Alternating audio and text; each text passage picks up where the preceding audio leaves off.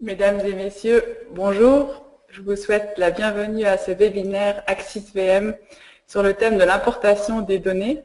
À travers ce webinaire, j'espère pouvoir vous donner quelques trucs et astuces pour travailler plus efficacement avec Axis. Je me présente, je suis Gabrielle Muller et je suis accompagnée par mon collègue, Monsieur Peter Walker, qui répondra à vos questions si vous en avez. Pour poser des questions, il suffit de cliquer sur la petite flèche de l'application GoToWebinar. S'ouvre alors la fenêtre en grand et dans la rubrique questions, vous pouvez écrire une question à l'endroit saisir une question pour le personnel et mon collègue Monsieur Walker vous répondra alors par écrit. Ce webinaire se déroule en plusieurs parties. La première partie, je vous montrerai comment importer un fichier DXF. Pour la deuxième partie, je vous montrerai comment importer un fichier PDF. Après, nous passerons sur tout ce qui est BIM, en particulier en vous montrant comment importer un fichier IFC et un fichier Revit. Après, je repasserai sur l'importation de fichiers AXS, donc des fichiers Axis, et je vous expliquerai pourquoi ça peut être pertinent dans certains cas. Et pour finir, je vais vous montrer comment exporter des données depuis Axis dans Excel et comment ces deux programmes fonctionnent ensemble. Je vais commencer ce webinaire avec l'importation d'un fichier DXF. Ici, j'ai un modèle vide.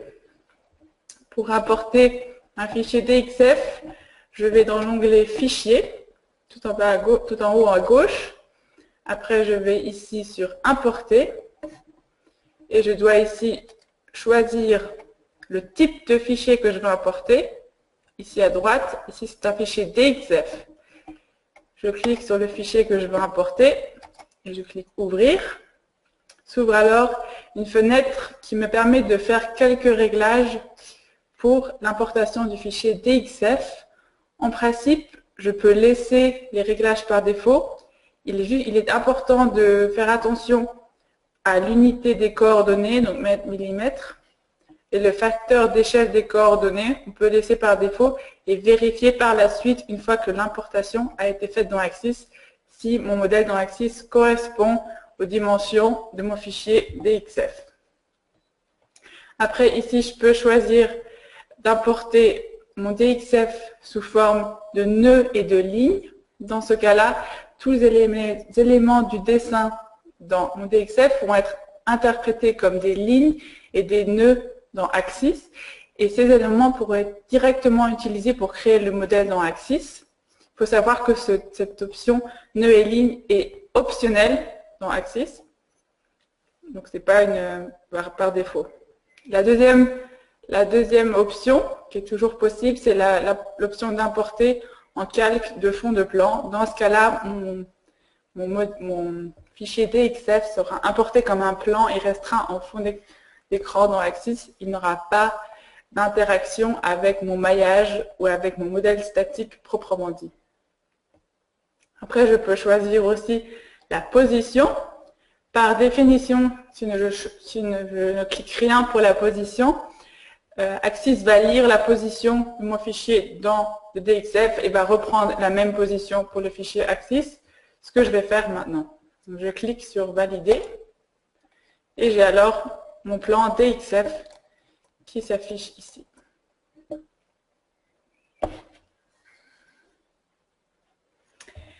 Alors, ici, sous Disposition et Gestionnaire de calque, je peux ouvrir, j'ai ici une vue d'ensemble de tous les calques qui ont été importés avec ce fichier DXF. Ici, il y en a beaucoup. Je vous conseille, avant de commencer à travailler, de choisir la fonction Supprimer les calques DXF vides. En effet, parfois, il y a des calques qui ont été définis dans le fichier DXF, mais où il n'y a pas d'éléments de dessin qui ont été dessus, et du coup, il en reste beaucoup au moment de l'importation. Ils ne sont pas nécessaires dans notre contexte, du coup, je vais les supprimer. Et vous voyez ici, j'ai 108 fichiers qui ont été supprimés. Cela permet d'augmenter la lisibilité de mon fichier DXF dans Axis. Alors ici, j'ai 5 calques qui sont restés. Pour chaque calque, je peux définir la visibilité. Donc, est-ce que je veux activer ou désactiver la visibilité à l'aide de cette petite ampoule? Si elle est éteinte, on ne voit pas le calque. Si elle est allumée, on voit le calque en question, etc.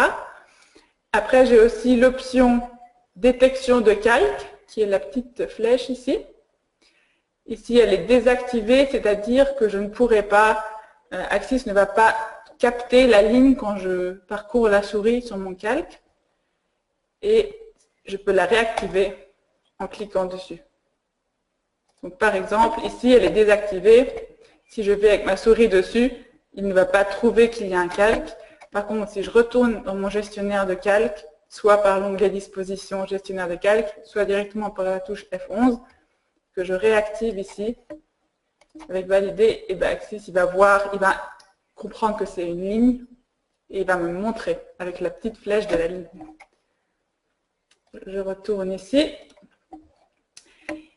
Il faut savoir que si on désactive la visibilité d'un calque et qu'on la réactive, par défaut, la détection du calque ne sera pas activée. C'est-à-dire qu'il faudra manuellement revenir activer cette détection.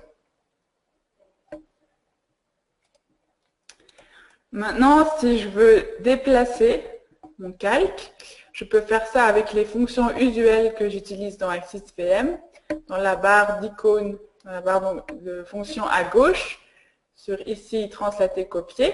Je vais sur la fonction ici, translater, et je ne vais rien sélectionner. D'ailleurs, vous avez peut-être remarqué qu'en principe, on ne peut pas sélectionner, vu que c'est un élément en calque en fond de plan qui est verrouillé pour l'instant. Je ne sélectionne rien, et je clique sur valider. S'ouvre alors cette petite fenêtre, et là, je peux choisir déplacer avec les calques DXF, et au choix aussi calque visible. Et je clique valider, je peux alors entrer mon vecteur de translation qui me permet de déplacer mon calque comme je veux. Maintenant, si je commence à tracer des lignes de géométrie dans Axis, pour faire mon modèle, par exemple, je fais un rectangle, vous pouvez peut-être voir que ça pourrait devenir difficile de voir quels sont les éléments Axis, quels sont les éléments de géométrie et quels sont des éléments de calque, de dessin, vu que c'est en noir, les deux sont en noir. Le fichier DXF est en noir parce qu'il était en noir dans le fichier d'origine. Donc Axis relie la même couleur que la couleur du fichier DXF. Pour une meilleure lisibilité et pour éviter certaines confusions, il peut être très avantageux de changer la couleur du fichier DXF importé. Pour cela, je retourne dans mon gestionnaire de calque, soit par l'onglet Disposition, gestionnaire de calque, ou directement avec la touche F11. Et je peux alors choisir pour chaque calque séparément quelle couleur je veux utiliser. Par exemple, je dis ici, je veux la couleur verte. Donc ici, on voit le contour qui est en vert. Je peux dire que l'autre, je la définis en rouge, par exemple. Ou je peux aussi dire pour l'ensemble du DXF, choisir une couleur. Je vais choisir ici, par exemple, une couleur rose. J'ai alors tout mon calque DXF qui est en rose, comme vous pouvez le voir. Et je peux également aussi définir un style de ligne, une épaisseur de ligne, soit pour tout le calque DXF, soit pour chaque calque séparé. Je clique sur valider et vous voyez ici que cette couleur permet la lisibilité, une meilleure lisibilité de mon modèle. Si je veux apporter des modifications à mon calque a posteriori, donc en gros des modifications dans mon fichier DXF, je peux le faire directement depuis Axis à travers ici la fonction qui est dans la barre d'icônes à gauche, éditer des calques en fond de plan. S'ouvre alors cette petite fenêtre qui me permet de tracer des lignes dans les calques. Donc de nouveau, ce sont uniquement pour les éléments de dessin. Ces éléments de dessin n'interviennent pas dans le calcul. avec Axis ni dans la génération du maillage, ce sont simplement des outils de géométrie. Je dois alors choisir ici calque DXF, dans quel calque je veux dessiner. Et si par exemple j'ai des chambres qui sont rajoutées a posteriori dans mon plan, je peux les tracer tout simplement ici.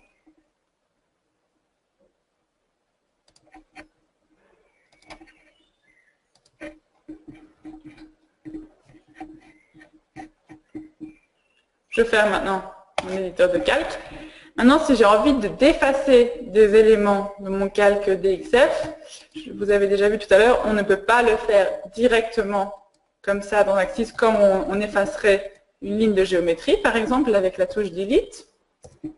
Mais je dois passer, il y a deux possibilités. Soit je passe par le déverrouillage des calques qui est tout en bas à droite, et je désactive la fonction verrouiller.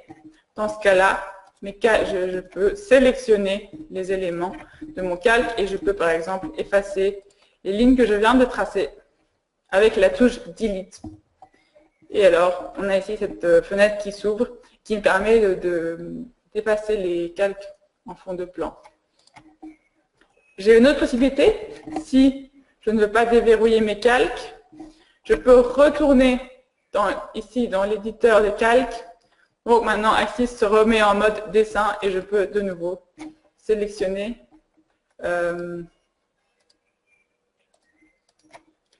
à condition de choisir ici la fonction modifier.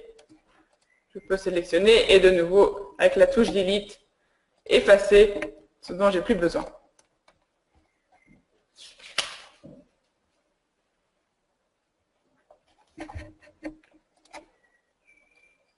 Je sauvegarde ce modèle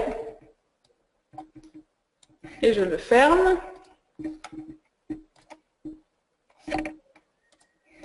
Si maintenant je dois travailler de nouveau sur mon fichier DXF de l'extérieur et je le modifie, une fois que je vais réouvrir mon modèle dans lequel j'ai importé mon DXF, Axis, il va vérifier si mon fichier DXF a changé. Donc, je vais vous montrer ici, je colle mon fichier modifié, je lui dis de remplacer ce fichier, et au moment de réouvrir mon modèle,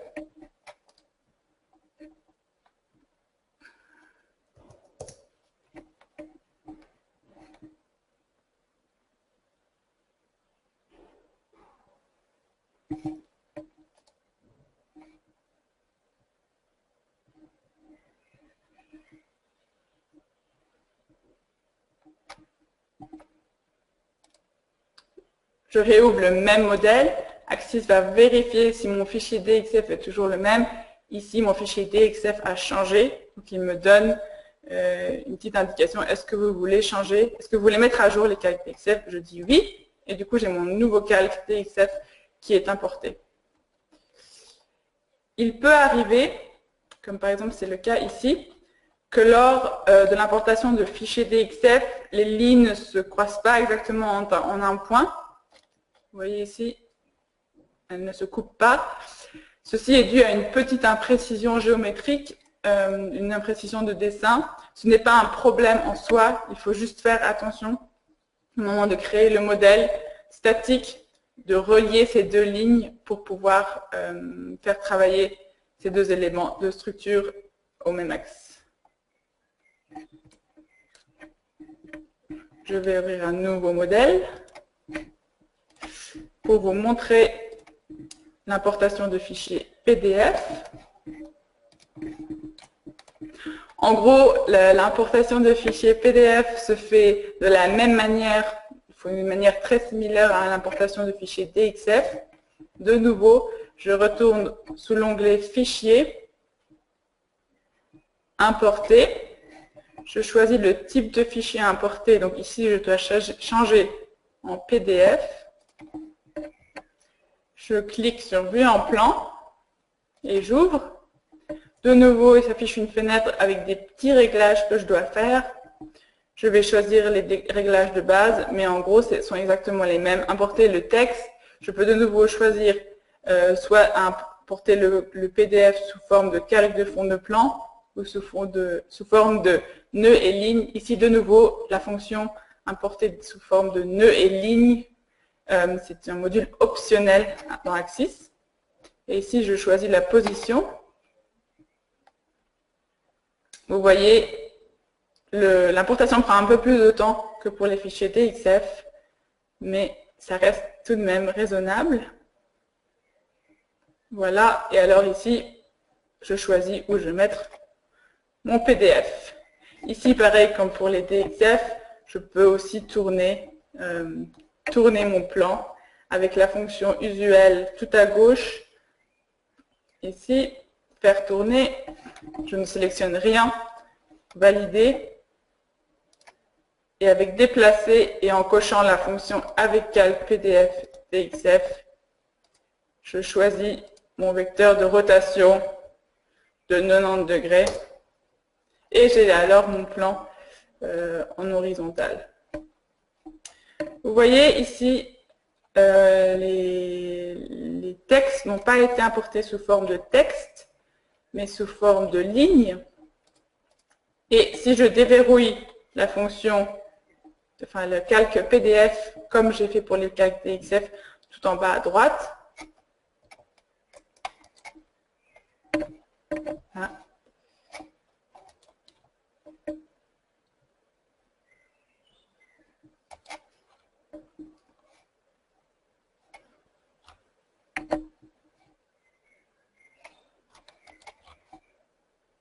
Je vais réouvrir le modèle.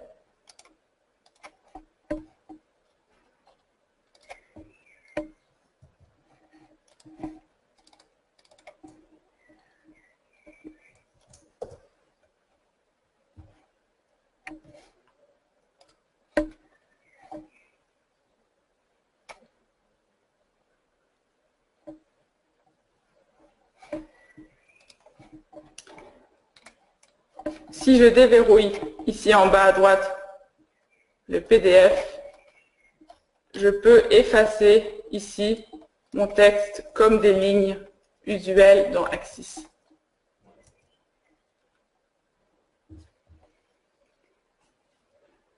Il est important de savoir que l'importation des fichiers PDF est uniquement possible si le PDF comprend un fichier graphique vectoriel, comme c'est le cas ici, c'est-à-dire avec des lignes. Par contre, ce n'est pas possible si c'est un fichier graphique matriciel, ce qui est le cas par exemple pour un plan scanné. Dans ce cas-là, Axis ne pourra pas faire la distinction entre les différentes lignes et du coup, le plan ne pourra pas être importé, le PDF ne pourra pas être importé. J'aimerais encore préciser que les fonctions pour importer les plans DXF, les plans PDF et aussi les plans IFC et Revit que je vais montrer après, ce sont des modules optionnels dans Axis.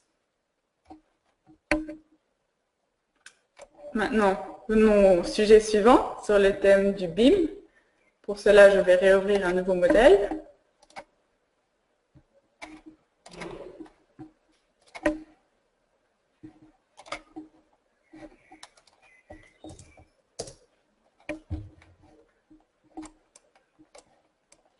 Ce qu'il faut savoir sur le thème des BIM, c'est qu'il y a deux types de modèles BIM. Il y a les modèles Closed BIM et les modèles Open BIM.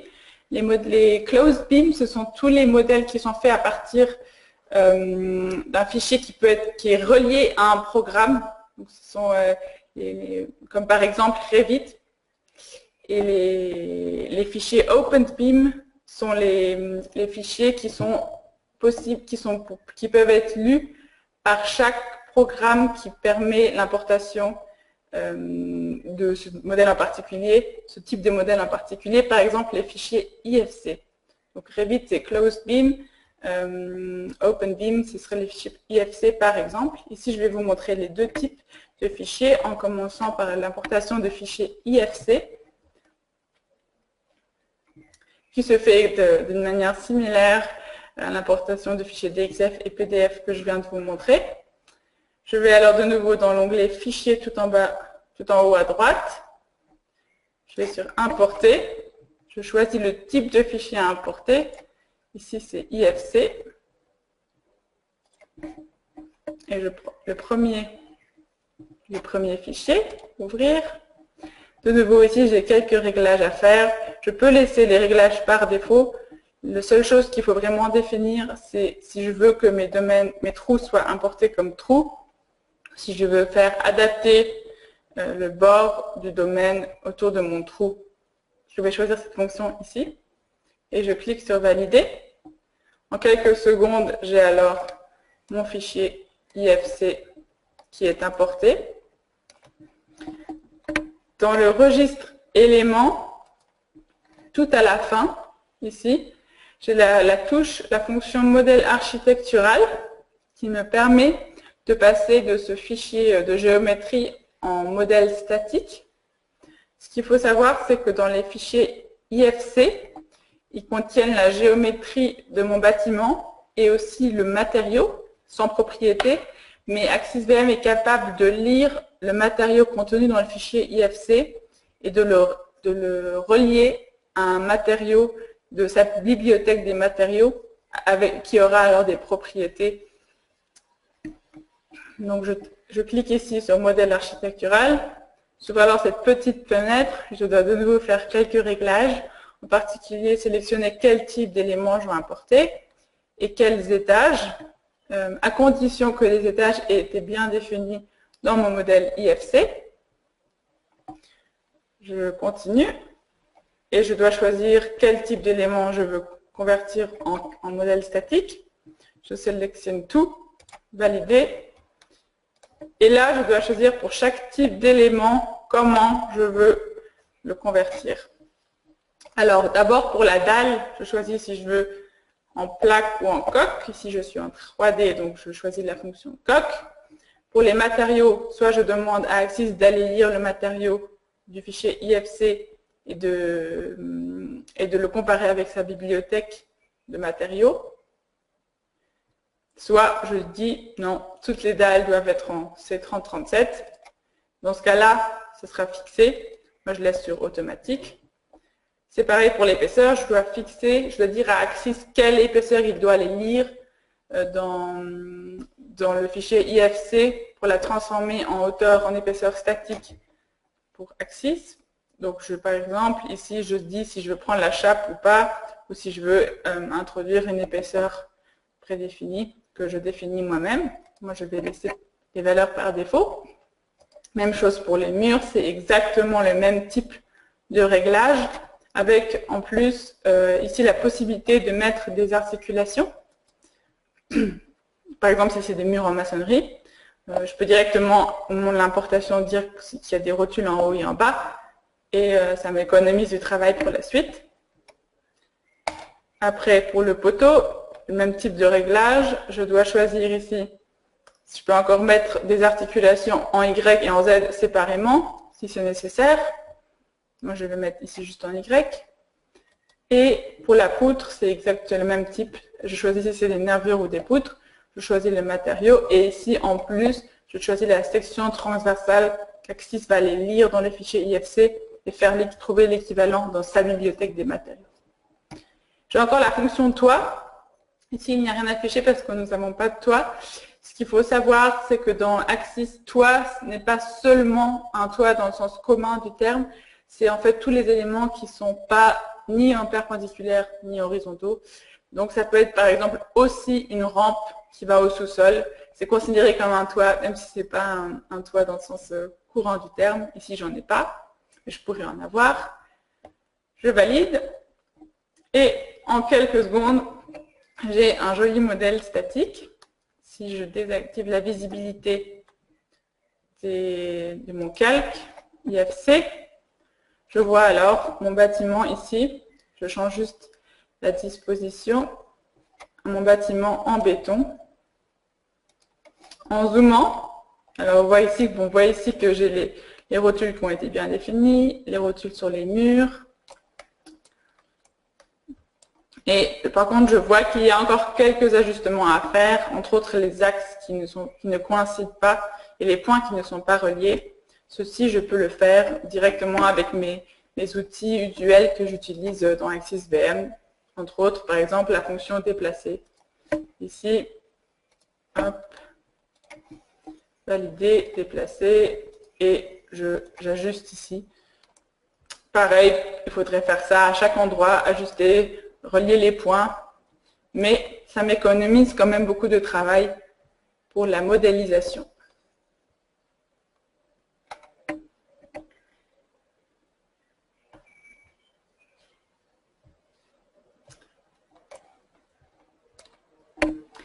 Le fichier IFC ici que je viens d'apporter, c'est un fichier IFC architectural, c'est-à-dire qu'on avait seulement la géométrie et les matériaux.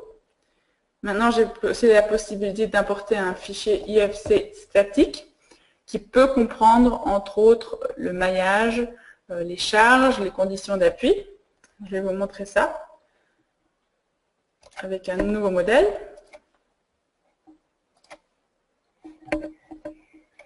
De nouveau, je vais sur Fichier, Importer, le deuxième, Bâtiment Bureau 2. Ouvrir, je garde les mêmes réglages. Vous voyez ici, AXIS il reconnaît directement que c'est un modèle IFC statique et qu'il est capable d'importer ce que je viens de dire précédemment. Je peux bien sûr aussi choisir d'importer juste le modèle architectural, mais ici, je vais mettre modèle statique.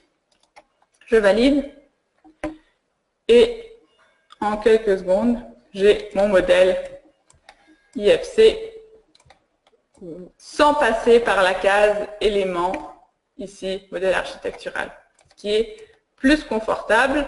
On voit ici qu'il y a d'abord le maillage qui a été défini. Je vais juste désactiver la visibilité pour qu'on puisse mieux voir le modèle, ainsi que les points au centre de la surface. On voit ici aussi, il y a plusieurs cas de charge qui ont été définis.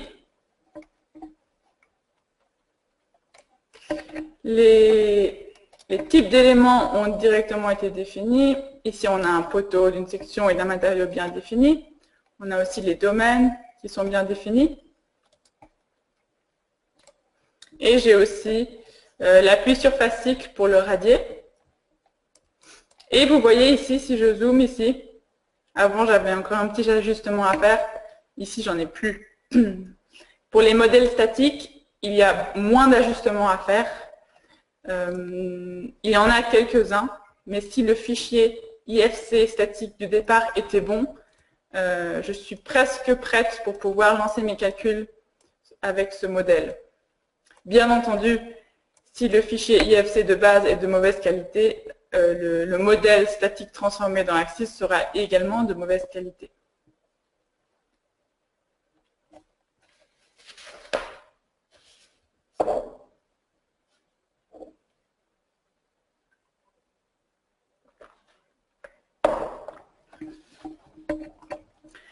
Passons maintenant à l'importation d'un fichier Revit.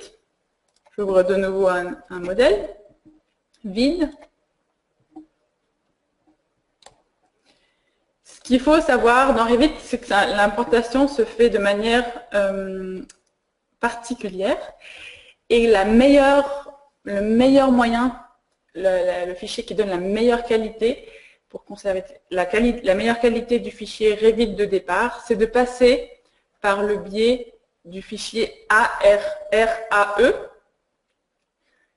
de AXIS. Donc on part de Revit, on va avec un plugin optionnel dans Revit, on génère un fichier RAE qui est pour Revit AXIS Export et on lit ce fichier RAE directement dans AXIS. Cette procédure nécessite quelques réglages et quelques connaissances pour savoir quel réglage ajuster, mais une fois qu'on a compris, c'est assez efficace. Je vous montre ici l'importation d'un fichier RAE qui a été précédemment préparé depuis Revit. De nouveau, je vais dans l'onglet Fichier, Importer, je choisis le type de fichier RAE, ici. Je dis oui, je choisis les réglages par défaut, valider, Et en quelques secondes, j'ai mon fichier, j'ai mon modèle statique de mon bâtiment. Ici, vous voyez qu'il y a les charges qui ont été reprises. Les charges qui ont été définies dans Revit ont été reprises ici. Je pourrais aussi avoir, ici j'ai les éléments qui sont définis avec un matériau. J'ai aussi les domaines qui sont définis. Et mon modèle nécessite très peu d'ajustements et d'adaptations. Et en quelques ajustements, je pourrais commencer à faire mon analyse statique avec ce modèle-là. Alors ici, c'est vrai que ça a été très rapide pour faire l'importation. Parfois, on a besoin de plus d'ajustements où l'importation se fait moins facilement. Mais en ayant des bonnes connaissances des quelques réglages qu'il faut faire pour générer le fichier RAE, on arrive rapidement, et en quelques pas, à générer un bon fichier RAE et après à faire une importation qui est de bonne qualité.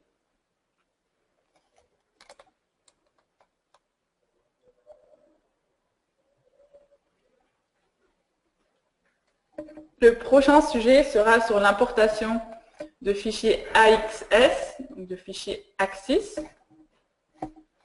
Je vais ouvrir un modèle déjà existant qui s'appelle sous-sol.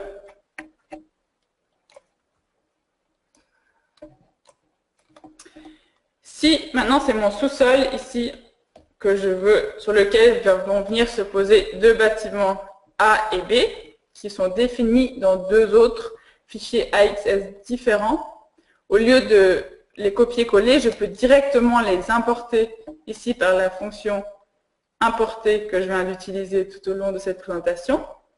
Je vais dans importer, je choisis de nouveau le type de fichier à importer. Si c'est un fichier AXS, j'importe d'abord le bâtiment A.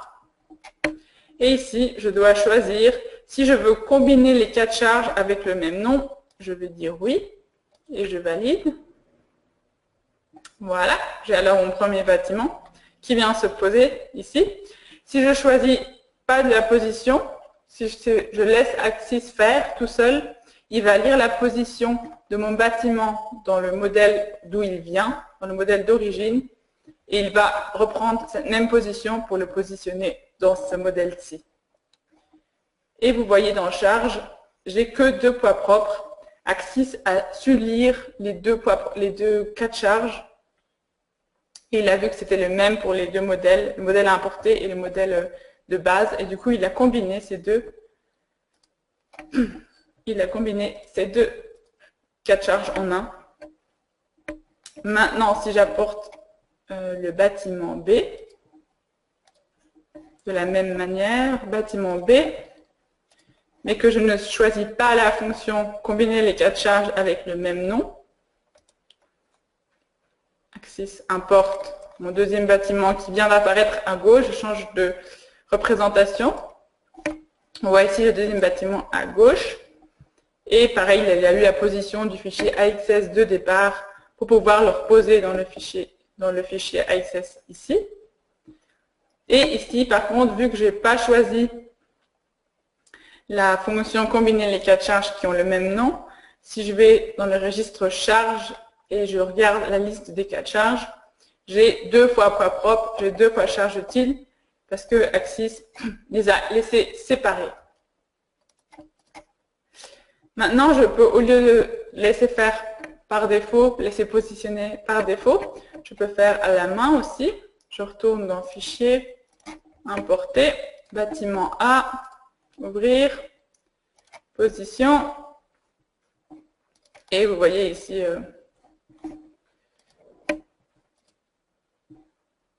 j'ai mon bâtiment qui a été placé à l'endroit voulu. J'ouvre un nouveau modèle Axis, vide.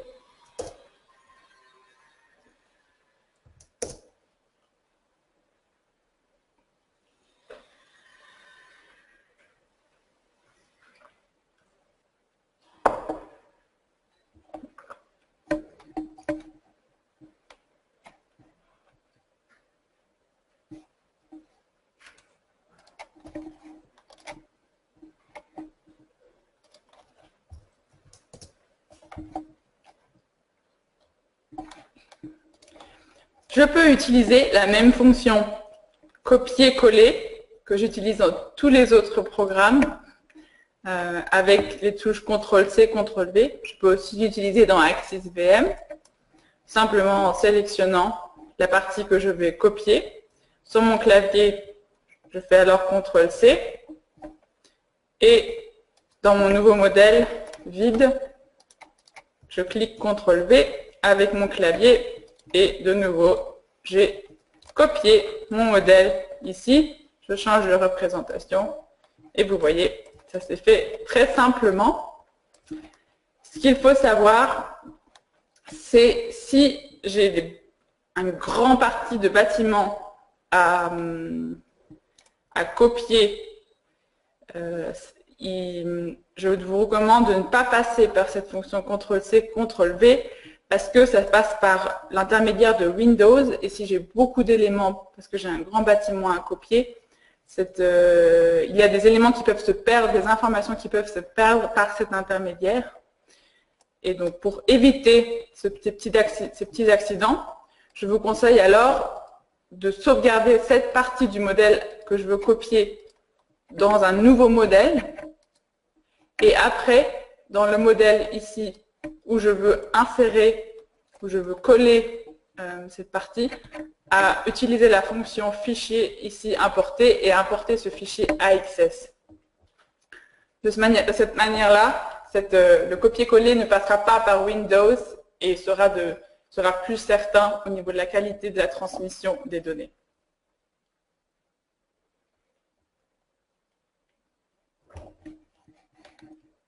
Je ferme ce modèle.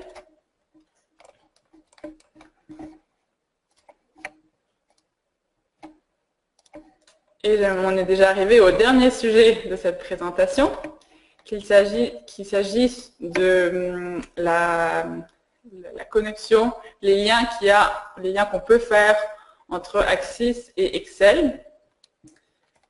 Par exemple, ici j'ai une petite structure. Si je change de représentation et je mets un fil de fer, je vois il y a une vingtaine de nœuds et quelques éléments. Si pour une raison quelconque, j'ai besoin de changer les coordonnées de mes nœuds d'une manière très spécifique, je peux aller dans la fonction navigateur de tableau.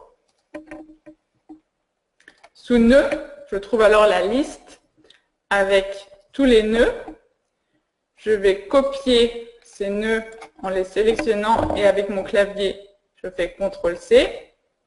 Je rouvre alors un fichier Excel avec lequel je vais modifier ces coordonnées. Ici, je colle. OK. Et je modifie mes coordonnées d'une manière quelconque. Ici, c'est juste en guise d'exemple. J'ai mes nouvelles coordonnées ici, en 3 lignes, que je vais copier et réinsérer dans AXIS-VM. Donc, CTRL-C. Je retourne dans mon modèle AXIS. Ici, je fais CTRL-V. Et il me demande si je veux joindre ou si je veux ajouter des nouvelles coordonnées en dessous des existantes ou si je veux écraser ceux qui existent déjà. Moi, je veux écraser parce que je veux modifier les coordonnées des nœuds. Et en cliquant Valider, je vois alors qu'AXIS a tout seul refait la géométrie de ma petite structure. Je change la représentation. C'est vrai que cette fonction n'est peut-être pas la plus utilisée, mais elle peut être très utile si un jour on a besoin de faire des petits ajustements sur tous les coordonnées des nœuds, par exemple.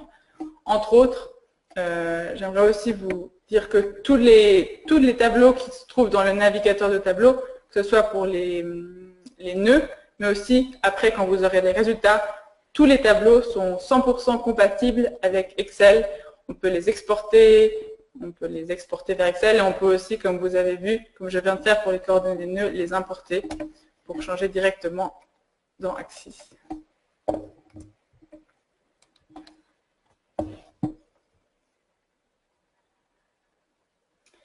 J'aimerais faire une dernière remarque. Pour les fichiers DXF et IFC, il est courant que les coordonnées des nœuds soient des coordonnées géographiques, ce qui veut dire qu'on les reconnaît, ce sont des coordonnées très grandes, et ça se voit dans la fenêtre des coordonnées globales, tout en bas à droite. Pour afficher cette fenêtre, je suis allée dans Fenêtre, ici coordonnées, le 4e. Ici, je suis en coordonnées locales, donc c'est en coordonnées par rapport à mon petit point de référence local ici. Si je veux passer en global, je clique ici sur D et je passe en global, j'ai plus le petit D devant. Ici, on voit que les coordonnées globales des nœuds sont très proches de l'origine globale qui est ici. Cependant, si j'ai des fichiers géographiques, si j'ai des coordonnées de points géographiques, ces coordonnées sont très grandes.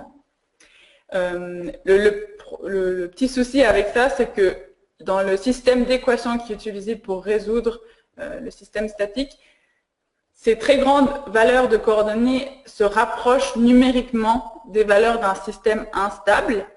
Et du coup, il peut arriver que Axis interprète le système comme un système instable, alors que ce n'est pas le cas.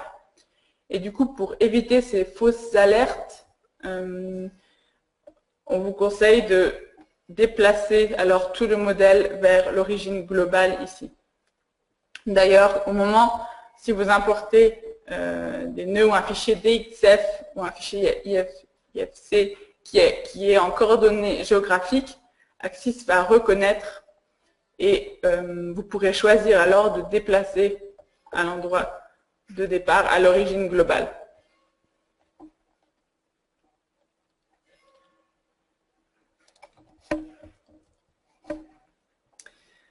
On est déjà arrivé à la fin de ce webinaire. Je vous remercie pour votre attention et j'en profite pour faire un petit coup de publicité pour notre support book, qui est un recueil de trucs et astuces sur Axis VM. Il y a à peu près 300 pages et en gros c'est un peu un recueil de toutes les questions qui nous sont parvenues régulièrement sur la hotline les dernières années et qu'on a décidé de regrouper pour aider nos clients. Il est disponible en version anglaise et allemande et on peut être commandé sur notre site. Le prochain webinaire sera sur le thème des dimensionnements des éléments en béton armé. Nous allons encore un peu laisser continuer ce webinaire. Si vous avez encore des questions, vous pouvez les poser par écrit.